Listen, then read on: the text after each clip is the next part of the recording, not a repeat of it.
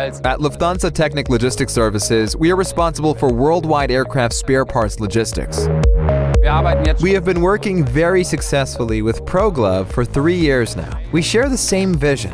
We put the employee at the center and want to realize mobile, paperless, and ergonomic processes through digital assistance systems.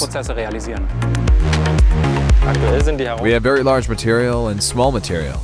We want to make it available very quickly and have processes of varying complexity behind it. Of course, we want to reduce this complexity by providing them with this information through a digital assistance system. The potential of the scanner with display is especially important in the processes where we have to react quickly and flexibly. This means that the employee receives the information and can react accordingly. We are here in the outgoing goods department, and a customer has ordered a spare part. I now scan outgoing warehouse so that we have a timestamp and then the package, so that we can track when the package is taken off the shelf and is on its way to the customer in Hangar 4.